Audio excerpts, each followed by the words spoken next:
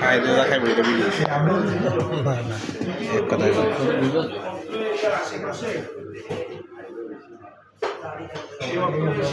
আশেপাশে বাস এসে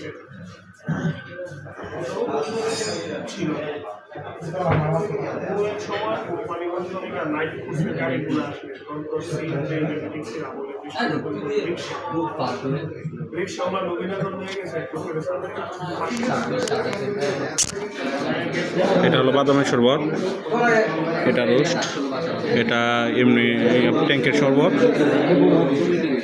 এটা হলো বুরহানি, এটা হলো মিক্স সালাদ, আর এখানে আছে খেজুর।